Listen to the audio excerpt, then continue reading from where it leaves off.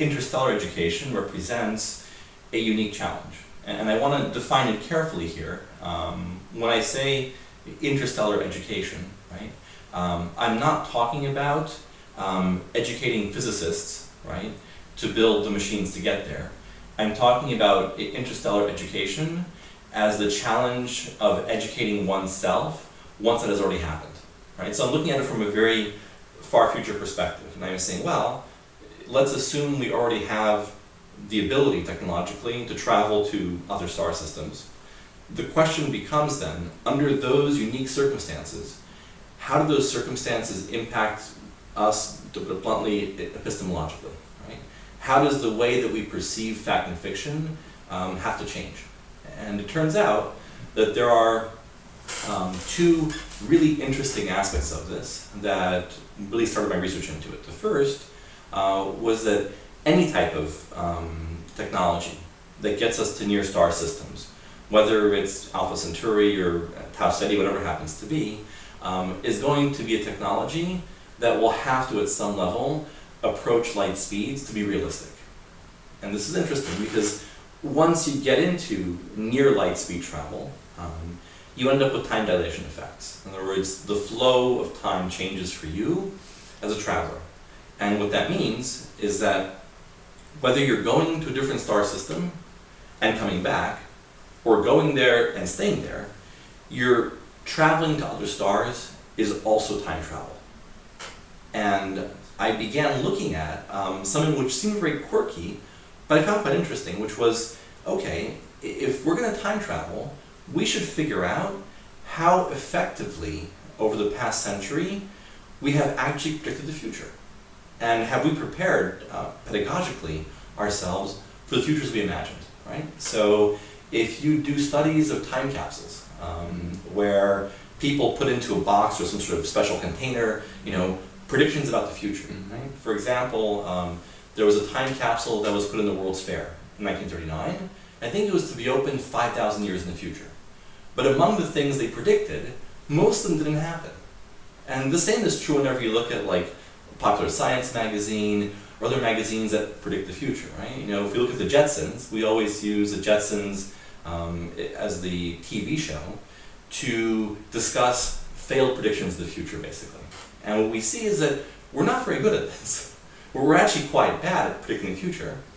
And this impacts, to a very high extent, the way that we should think about pedagogy, right? So if we're this bad at it in the situation that we know, right? So here we are in 1950 or 1939, predicting what will happen in 50 years, right? We're on Earth, we have all the tools that we need to predict how humans behave. We can't predict the weather tomorrow. We can't predict the stock market tomorrow. We can't even predict it in 5 minutes. And as a result, we have to really question the utility of standard models of education when we come up against this challenge of an interstellar journey, where it's not just that we're going into someone else's future, our own future, we're literally going to a new world. And you can pose the question, for example, if Columbus had a master's degree before he went to America, what would that degree be in? And what degree could possibly prepare him for what he saw? Would it be a degree in botany? Would it be a degree in sociology? Would he be an anthropologist? Maybe you'd have to do a little bit of all of them. And to a very high extent, Columbus traveled to an imagined world. And what we see actually, which is very interesting, is that Columbus behaved in a way that completely misinterpreted where he thought he was. And he behaved, and the way he reacted to evidence on the ground, it was based on his fictional view that he was in India and not North America. And this challenge, pedagogically, is actually quite interesting. So this is how I got involved in this. I see. In your research, from what I know, you try to problematize the relationship between the fact and fiction, and you are using the work of the famous French sociologist Pierre Bourdieu to deal with it. Could you explain briefly what's your approach to this? I mean, if I'm correct on this, a lot of sociological discourse theory, when it looks at fact and fiction, has looked at what I would call entanglement. And entanglement, as in my understanding of it, means we see it as a problem that fact, or that fiction, is being construed as fact, right? So when most sociologists discuss discourses of fact or fiction, they're discussing it in a negative context. They're saying, look, for reasons of power or for reasons of the social architecture of a system, right? People have the ability to represent fiction as fact. Does that make sense? I mean, is that more or less? I mean, I think this is more or less, what most sociologists would look at. They are relative, you can say. They're relative, right? The boundary between fiction and fact is relative. So, but if the boundary is relative, right, this poses the question, what if you go the other way? Like, what if you look at it not as a negative, but as a positive? And the bulk of my research for this paper deals with the possibility that there may be situations where we need to treat that boundary differently. And instead of entanglement as a negative, where fields of power manipulate fiction as fact for their own purposes, I'm looking and saying, well, maybe there are cases where we want to academically treat them as identical. And when I say that, I'm being very specific. I am not saying that we're holding fiction as truth. I'm saying that there will be a shift from certainty as an outcome to utility.